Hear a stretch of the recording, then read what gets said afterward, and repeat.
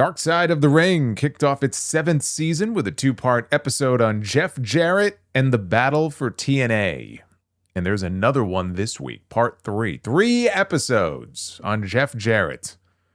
Evidently, the producers wanted to do a whole season on TNA. They were going to focus not just on the early days and on Double J, but the Scott D'Amore years and the Billy Corgan years. But they decided to make Jarrett the focus of the story. And even then, they were shocked that they needed a third hour. They had to beg and plead with Vice TV to give them that third hour, or else there would have been more stuff that they had to leave out than they already did. So you realize very quickly watching this that the focus here is less TNA than it is on Jeff Jarrett. And I think you need to approach them knowing that, or else you'll find yourself disappointed that they don't get into the weeds a little bit more on the history of TNA itself. Jarrett is the main talking head here. They got him to sit down for this, and it's good that they did because they tried to get Dixie Carter and Kurt Angle, and they both declined to take part. Actually, Dixie just never responded at all. The way they bury her 6 feet under here, it's not hard to see why. Angle and Dixie, they're two pretty key figures in the history of TNA, and even in Jarrett's career. But there is none bigger than Double J as far as TNA is concerned. He was one of the founding fathers of the promotion. Without Jeff Jarrett, there is no TNA.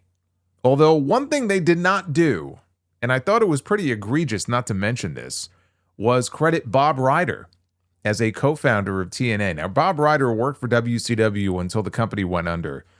He also used to run a little wrestling news website called OneWrestling.com, which was my go-to site for many years. Although that was mainly because Mike Johnson wrote for the site.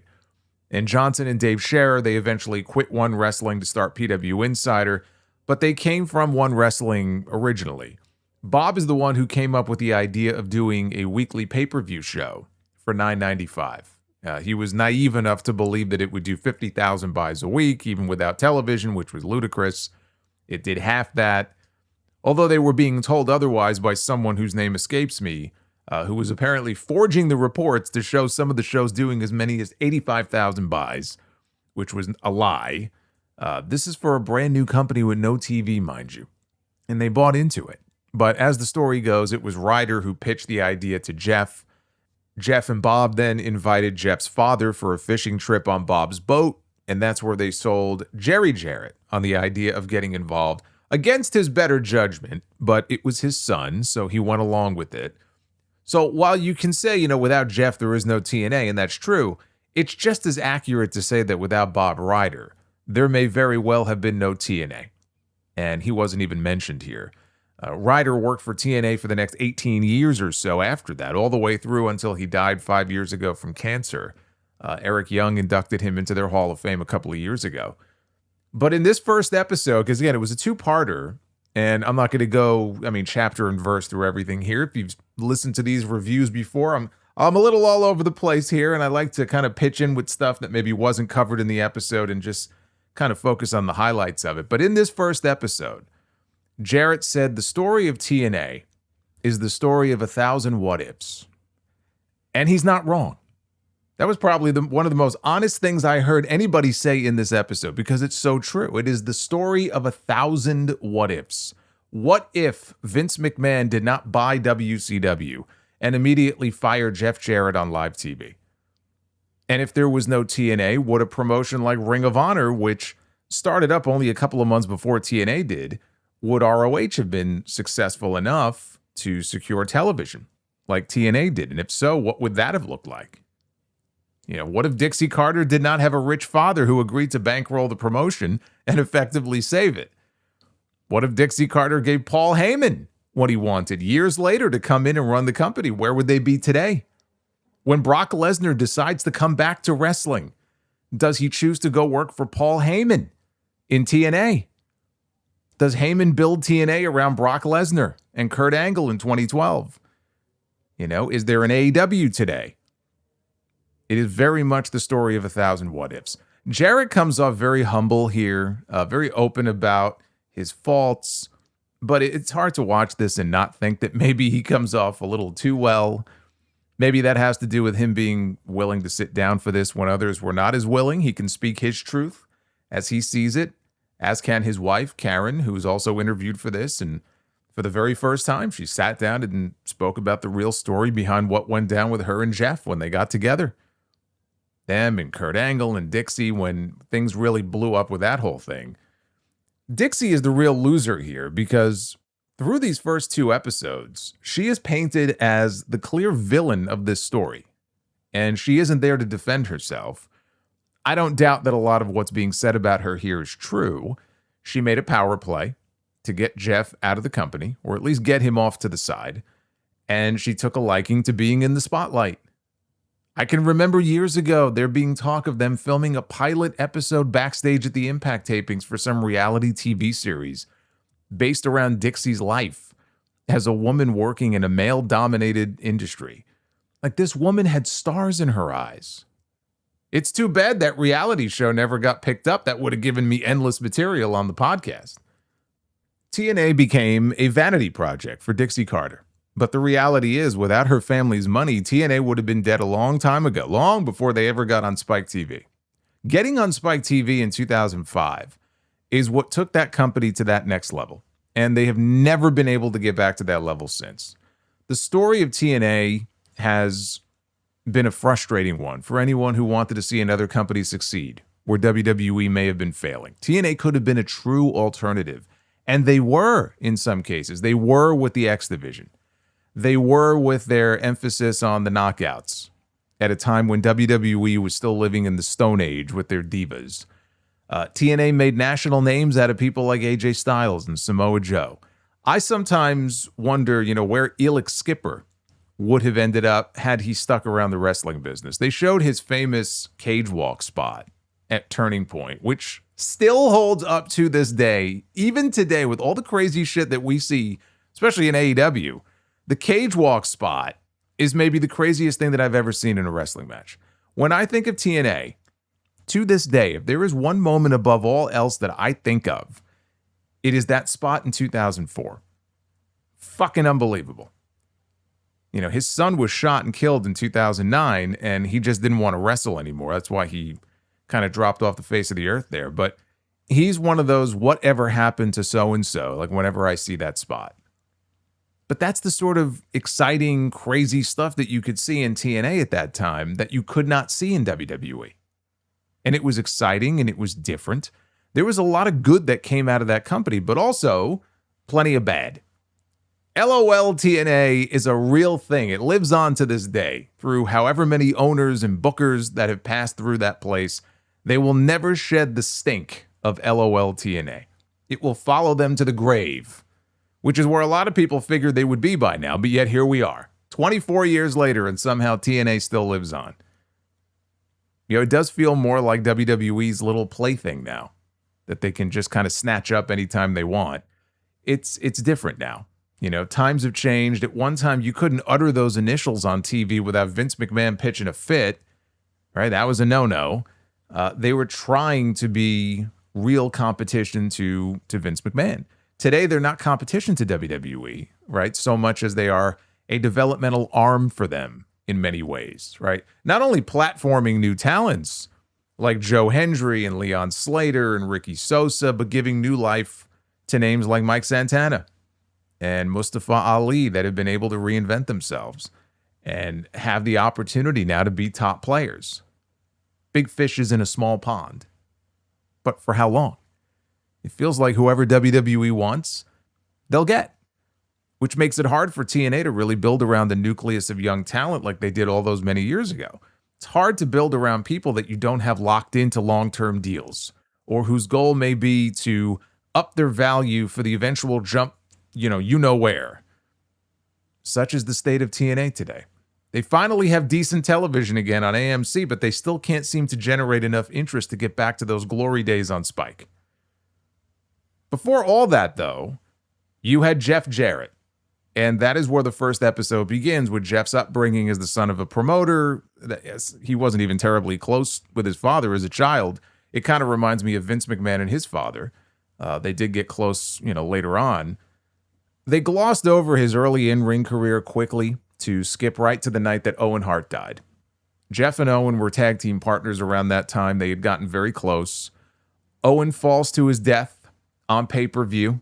And Jeff has to go out there in the very next match because they didn't have enough sense to stop the fucking show after one of their people fell 80 feet to his death in the ring. He didn't die on his way to the hospital, by the way. He died in the ring in front of thousands of people and all of his coworkers as they wheeled his body through the back. And Jeff had to go out there and wrestle in a ring that he admitted had a dent in it from where his best friend landed. How he did that without completely breaking down, I'll never know. I could barely keep it together watching it live that night once I realized what had happened. And then watching all the local newscasts that night. It was the lead story. Like I'll never forget it, here in New York. Channel 4 News, NBC News, 11 o'clock. Lead story, pro wrestler Owen Hart dies, in Kansas City. And I'm just like, I'm numb to it all. And I wasn't friends with him. I wasn't close with this person the way that someone like Jarrett was. He said he never really grieved Owen's death. It wasn't until many years later, I want to say it was 2017, that he finally was able to do so. But after that, he grew frustrated with his role in WWE. He wanted to be in main events, and that just wasn't going to happen. Steve Austin not wanting to work with him didn't help matters. Austin never forgot that crack that Jarrett made when Steve worked for Jeff's dad. And he couldn't believe how small his paycheck was. This is like a famous story. And here's his little punk son. And maybe he was just cracking jokes, whatever, but he walks up to Austin backstage and he sees him staring at this thing and he just tells him staring at it isn't going to make it any bigger. I could see why Austin might carry a grudge. But like even in 97 when Jeff first came, well, not first, but when he came back to the company, he cuts this, if you remember, this worked shoot promo on TV where he's going off on different people, including Austin. And he's ragging on Austin in that the Austin 316 stuff and calls it blasphemous. And Austin had no idea that he was going to be doing any of this. Confronted him as soon as Jarrett got to the back and he was like cussing him out and really laying into him. And so that may have had something to do with it too. I don't think he was fond of Jeff Jarrett for a lot of reasons. And he refused to work with him. But here's the deal. Jeff Jarrett at that time was not a main event caliber star in WWE. He just wasn't. You had Steve Austin. You had The Rock on the rise at that time. You had The Undertaker. You had Kane. You had Triple H on the rise. Kurt Angle was only a few months away from debuting. Where would Jeff Jarrett fit into any of that? Jeff Jarrett does not fit into that conversation of main event talents at that time in WWE. It just doesn't happen. And Vince McMahon was never going to push him as one of his top guys. He was better off leaving because it was the only chance he had of headlining anywhere. So then they get into him holding Vince up for the money that he felt he was owed the night that he was scheduled to drop the Intercontinental title to China, which he had no problem doing, but he wanted all of the money that was owed to him up front. Because he was leaving. They knew he was clearly out the door. He was going to WCW. And he didn't want to wait and run the risk of not getting the money that was owed to him. He had all the leverage that night. That one night was the only time he was going to have any leverage over these people. As soon as he did the job and walked out the door, he had nothing. And WWE could, hold things up in court and not pay him, whatever money he was owed for the pay-per-views. And so it's like, this is my only shot. I don't blame him for that at all, by the way. If you're owed money, you hold their feet to the flame and you get what's owed to you. It's not his fault that Jim Ross dropped the ball on getting his contract renewed. That's on them. So he goes to WCW. Vince Russo was there. Russo's a fan of Jeff's. They've been friends for many years. So Jeff finally wins a world title. He finally got a friendly face on the booking team. And wouldn't you know, he wins the world championship. And less than a year later, the company is out of business. So there you go. See?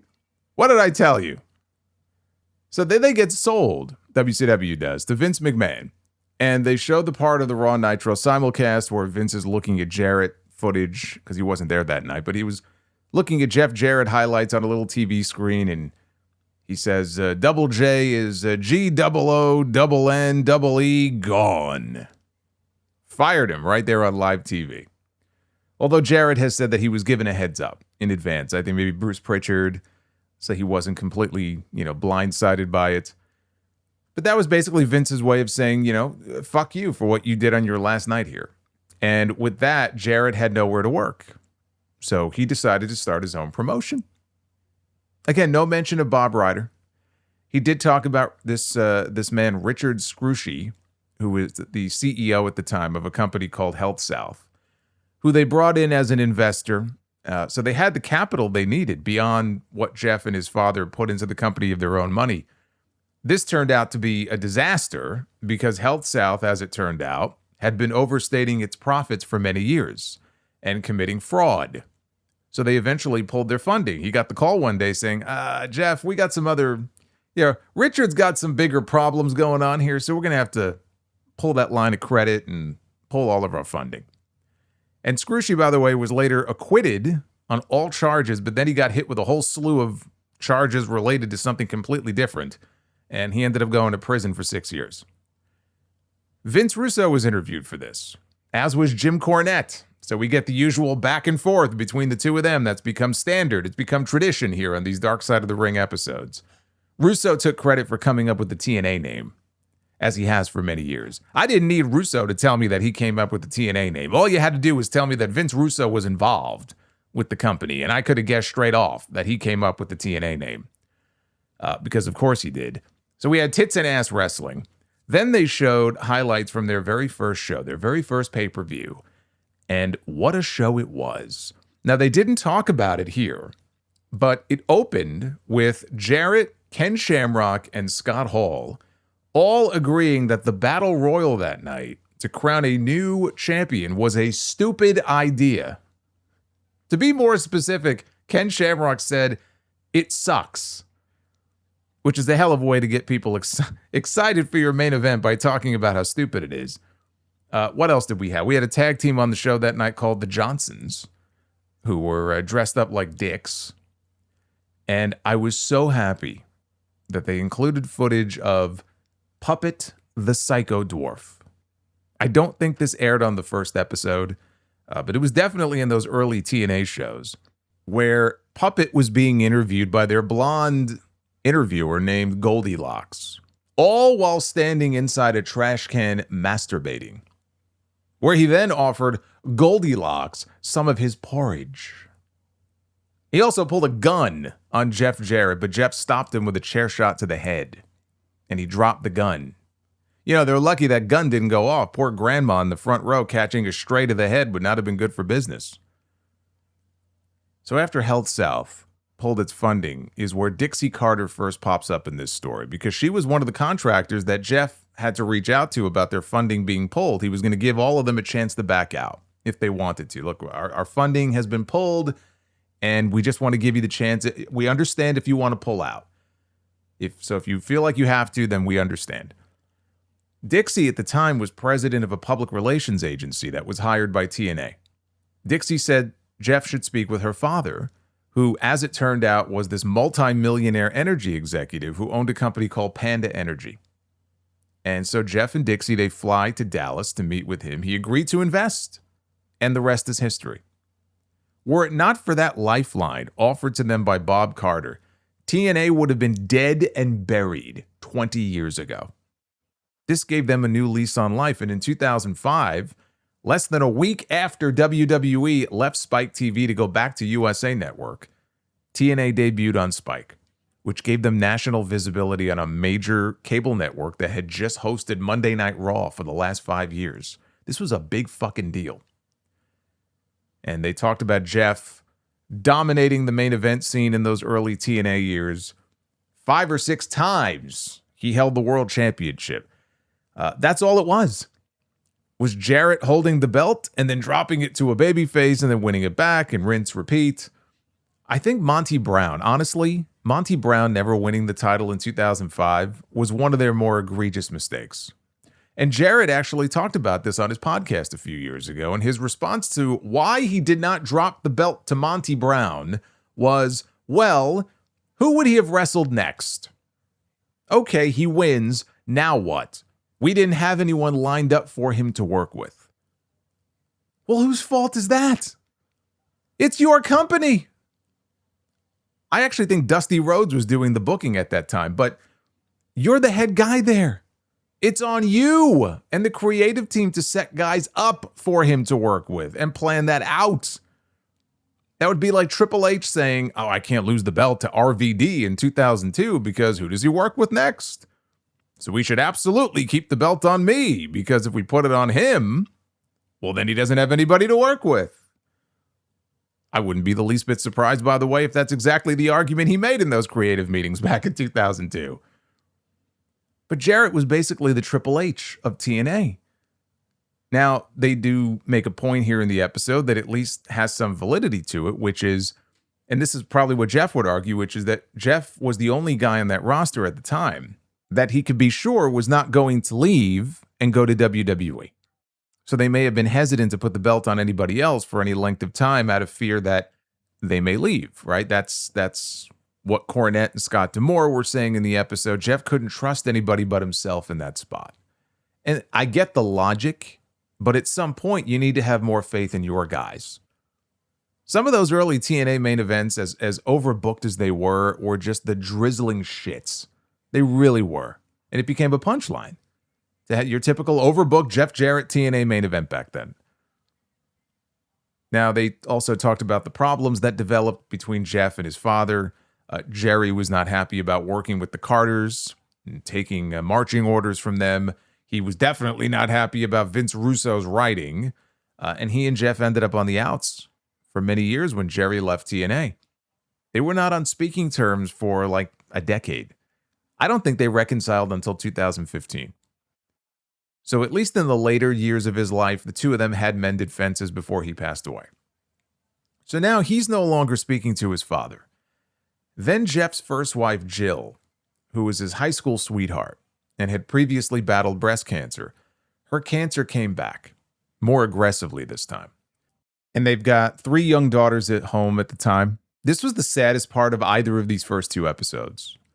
They mentioned Taylor Swift being neighbors with the Jarretts, and she would babysit sometimes for them. She would come over to their house to play songs for their girls, while their mom was sick. Vince Russo could barely speak. He was so broken up when he was talking about Jill and how she used to be this vibrant, energetic, athletic, full of life and zest. And then when he saw her when she was at her weakest and sickest, and he was just, again, he was a basket case here because he was so broken up about it. Scott Steiner was also interviewed for these episodes. And when they were asking him about Jill, he had nice things to say about her, but he had to get up and walk away so that he wouldn't break down on camera. Just really sad stuff. And how eerie that his wife died on May 23rd, the same day that Owen Hart died. Owen died in 99. I believe his wife died in 2007, but on the same day, May 23rd. And neither of Jeff's parents even came to the funeral, even though his father only lived like 5 miles away. That's how bad that estrangement must have been, that they wouldn't even come to his daughter-in-law's funeral. So that was the end of the first episode. The second one is where they really put the focus on Dixie Carter. They buried the shit out of this woman, talking about what a money mark she was and how she didn't know shit about the wrestling business. All true, by the way. She did not come from a wrestling background. It's not like she had an aptitude for it either. But I can see why she didn't want to return their phone calls to be a part of these episodes. But then Kurt Angle is suddenly available at this point in the story.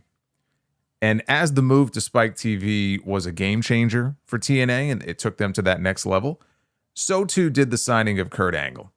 And I can understand them wanting to swoop in and sign this man at all costs, right? Multiple-time WWE champion, WrestleMania headliner, Olympic gold medalist, one of the best in the world. Why wouldn't you want Kurt Angle on your team? But Kurt was a fucking mess at that time, which is the entire reason that Vince McMahon gave this man an unconditional release from his contract. Do you know how much of a fucking liability or a time bomb waiting to explode you need to be for Vince McMahon? And you're a main event caliber talent. You're not some schlub on the bottom of the card.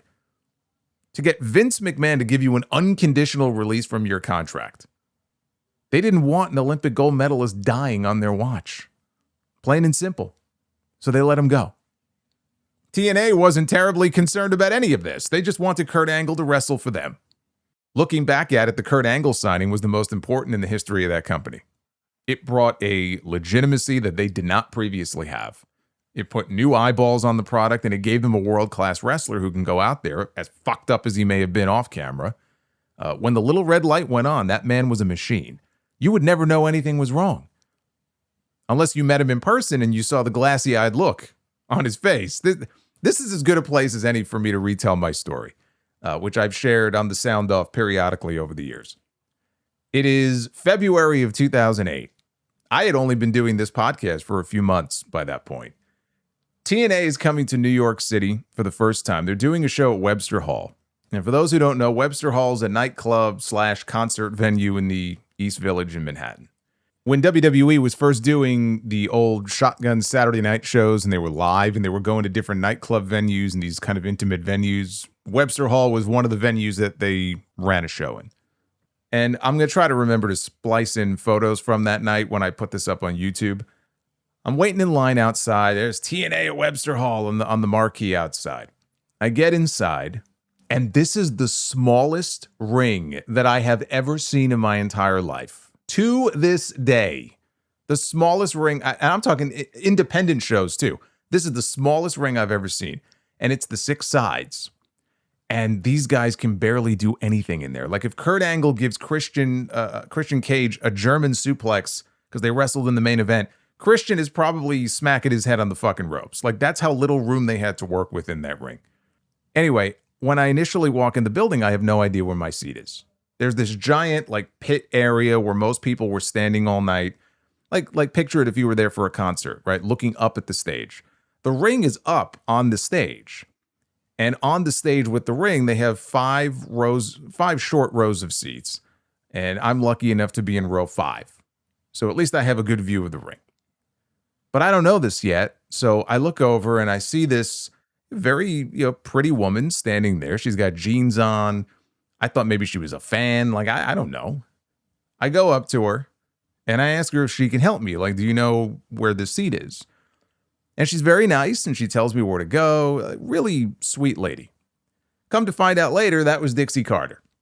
I had no idea. She hadn't been on television yet. She didn't debut on TV until the following year. I mean, I had heard the name. Like, I knew of her, but I didn't have a face to put with the name. So she guides me to my seat. I thank her, and that was my interaction with Dixie. Fast forward to the end of the show. Kurt Angle beats Christian in the main event. Now, back then, TNA did this gimmick on all of their live events, and I'm almost positive this was a Don West idea. Fucking love Don West. It's terrible that he's no longer with us, and I think he's somebody who, frankly, I and probably other people didn't fully appreciate at that time because he also wasn't a wrestling guy. He was the guy on, like, the Home Shopping Network who would be on hawking baseball cards and all kinds of, like, sports memorabilia, but he was always, it looked like he was hopped up on 15 cups of coffee. This guy was full of energy. He was the kind of guy who could sell ice to a fucking Eskimo. Okay, that's how good he was at his job. When they brought him into TNA, he would scream on commentary and lose his mind and everything, but I think he must have been in charge of their merch division for a while.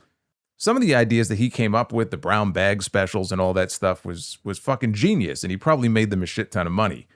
This idea, I'm almost sure, was his idea. But what they would do, you could come into the ring after the main event and get a Polaroid photo for $20 with whoever was in the main event. On this night, it was Kurt Angle. And I'm like, of course. I mean, it's $20 to get in the ring and take a picture with the champion. Why not? Adjusted for TKO inflation today, that photo would cost you $5,000. So I get in the ring and I go in for the handshake and everything. And I'm looking in this man's eyes as he's looking at me. And I don't know where Kurt Angle was. His body was present physically in the ring. His physical vessel was there. The rest of him was on another planet somewhere. He just had this faraway look in his eyes, like he just wasn't all there. Like, I know we don't call him Perk Angle anymore because he doesn't like that, so we call him Peak Angle. This was definitely Peak Angle on this night. But I got my picture and I went on my way. I don't know how he was able to function in the ring at such a high level back then, but he did it better than anyone. And what he gave that company was more than any other major star that they ever brought in. Especially the ones who only came in to collect an easy paycheck and stroke their own egos and suck that company dry. Kurt beat the shit out of his body for TNA. Kurt did things that he had no business doing. And he helped get guys over as best he could. He spent more time in TNA than he did wrestling for WWE. His TNA career was longer than his WWE career, which is just wild when I stop and think about that. And if you ask Kurt, he ranks his TNA run above his WWE run. That's how highly he felt about that run that he had there. They touched on the success of the Knockouts division, which was one way they could separate themselves from WWE at that time. Gail Kim, who they never mentioned by name, although there were some clips of her, but Gail Kim and Awesome Kong, they had a great run together. They put that division on the map. They even got Kong to be interviewed for this. They talked about how the knockout segments would routinely be the highest rated on the shows. And this is where I really start to sour on Dixie and this whole mother hen image that she had at that time, because I can't think of the Knockouts and not think of TNA paying Johnny fucking Fairplay from Survivor or whatever the hell he was from $300,000 for however many appearances he made. Meanwhile, the Knockouts, who you admit are some of your highest rated draws, are in a lot of cases working multiple jobs just to make a decent wage. They offered Gail Kim, a former Knockouts champion, $35,000 to sign a new deal. What do you think she did? She fucking left. I've told the story of Taylor Wilde, who was their champion at the time, I believe, working at the mall at a sunglass hut, making minimum wage to supplement her wrestling income. A customer walks over one day and says, "Hey, aren't you the TNA champion?" She was so embarrassed she quit that same day. ODB had a bartend on the side while working for TNA just to be able to pay her bills. Kong talked about this in the episode. One of the women working at a bar, but she didn't say who it was. It was ODB. And there's no shame, really, in any of that. I mean, you do what you have to do to make a living and pay the bills. But you've got a multimillionaire bankrolling this operation. You've got national television. And you're spending all of this money to bring in these big names. You can afford to pay your people a living wage, especially if you expect them to travel to work for your shows, and those travel expenses come out of what little money they're already making. Kong said that Kurt Angle was making over $1 million a year, and he deserved every penny of it, but then you can afford to pay her 1/10 of what he's making. That's what because she went to them one day asking for a raise, and that's how she put it. You know, Kurt's making $1 million. I think I'm deserving of at least 1/10 of what he's getting. And they turned her down. They said, nope, no pay raise. She said she was making less than a manager at a McDonald's. And don't even get me started on the Daphne stuff and the way they treated her. I've already covered that in a separate Dark Side review. But Dixie gained more influence, and Jeff could sense that she was trying to push him out and consolidate power, and the Karen Angle stuff is what gave her the opening that she was looking for. Basically, the wrestlers believed that there was something going on there. They would see Jeff and Karen hanging out together, and as far as a lot of people knew, Karen was still married to Kurt Angle, and they believed that she was having an affair. But there's no way that Russo and some of these people didn't know the reality of that marriage and what was going on. I'm not buying any of that. But this became a big deal online when it went public. I remember that. It got very messy. It became Karen Gate. Karen sat down for the first time here to set the record straight on all of this. She said that she and Kurt had been legally separated since 2006, which was the year that Kurt came to TNA. She was pregnant. She was living in a townhouse with their daughter. They were put together as an on-screen couple with the thought that, you know, she could keep Kurt straight while he was on the road because he was so fucked up from whatever he was doing at the time, you know, to mask all the pain that he was in. And let's not pretend that Kurt was an angel here. I mean, he's admitted to cheating on Karen while they were still married. I remember there was some pilot for a reality show that was filmed around Kurt and his family. I forgot the name of it. God, what was it fucking called? The Right Angle, maybe, or I don't remember. But it like leaked online. It was cheesy as shit. It was like, think of Hogan Knows Best. It was kind of in that same vein, clearly very scripted. And it never got picked up, but I think the footage is still floating around out there on YouTube. He admitted it on there, you know, that he cheated on her and all this other stuff. But the one person who did not know about the newfound relationship between Jeff and Karen was Dixie Carter. And when she found out, she hit the roof. And they believe, Karen believes, Jeff believes, I think Russo said the same thing. They believe that Dixie saw it as a way to oust Jarrett from power. I remember the story at the time was that Dixie had confronted Jeff about it. He denied that there was anything going on between him and Karen. We're just friends, like single parents. But then when she found out, and I think Russo tells a story here about there being like a Christmas party, and Dixie was invited, and when they opened the door, there's Jeff and Karen. And this took Dixie by surprise, and she was just, furious about the whole thing.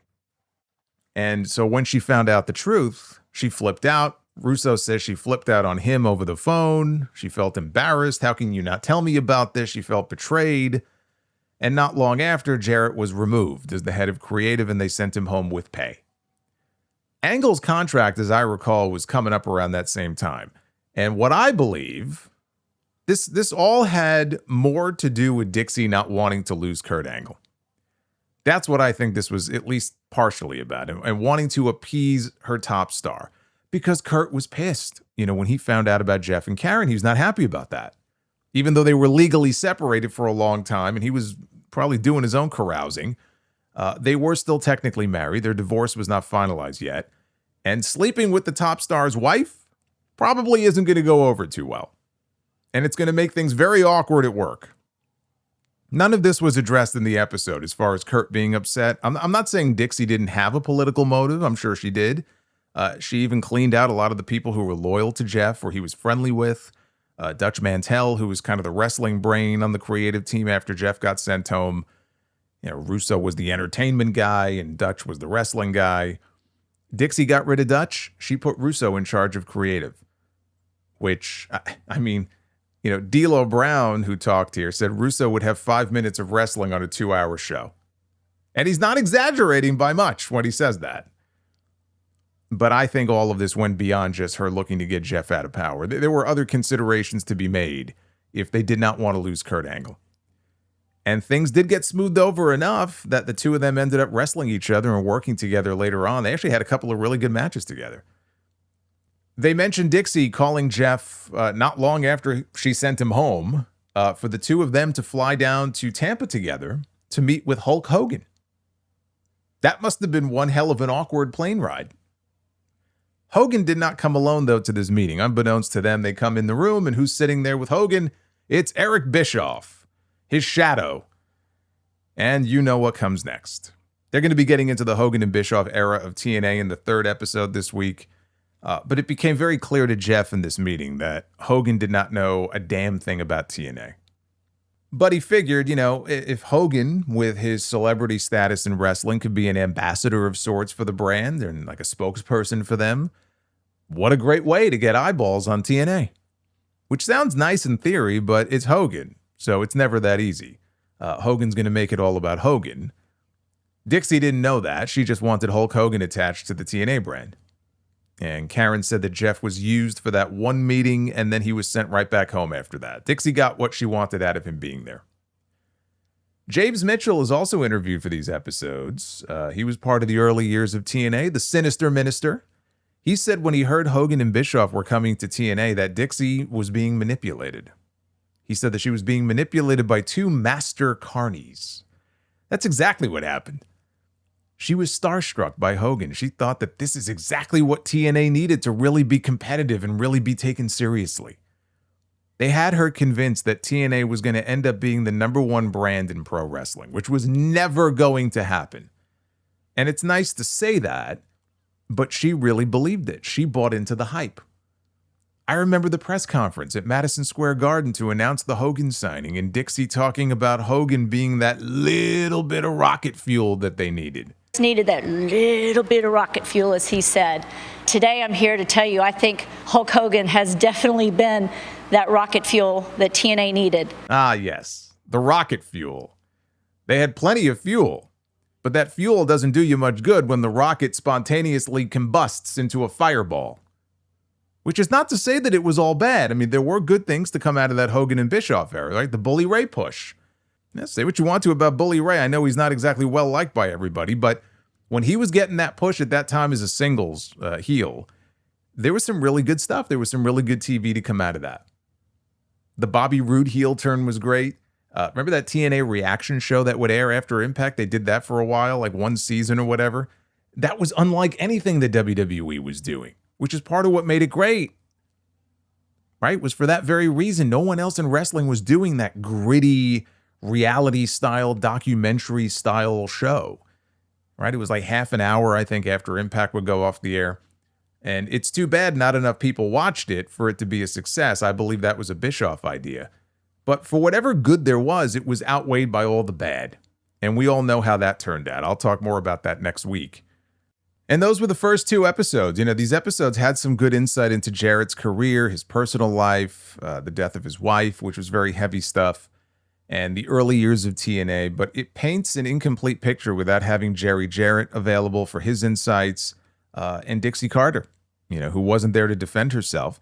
Maybe because she had no great defense for a lot of the decisions that she made, or she was just worried that this was going to be a pile-on Dixie project, which, if you watch it, that's pretty much what it turned out to be. Not a lot of positive comments about Dixie Carter here on these first 2 episodes, and maybe she deserved it, but you also can't ignore the fact that without Dixie and her daddy's money, you don't have enough material to even do 3 episodes on Jeff Jarrett and TNA. There is no TNA, for all intents and purposes, without that investment from Bob Carter. TNA would have been dead and buried a long time ago. This gave them a lifeline. And just think of all the great LOL TNA moments that we would have been deprived of. All the material that it gave me for my shows over the years. That shit is irreplaceable. Now, let's see if we get any mentions of Global Force Gold on the show next week. You have my word. If they don't talk about it, I will. The remaining Dark Side schedule looks like this. Obviously, this week is part 3 of the Jarrett and TNA stuff. Following that, every Tuesday, we got 1 episode per week, starting on the 21st. It's going to be Samoa Joe against Necro Butcher. On the 28th, the Big Boss Man episode. August 4th, Renegade. August 11th is the Paul Orndorff episode. August 18th is Missy Hyatt. And closing out the season on August 25th is the episode on Zach Gowen.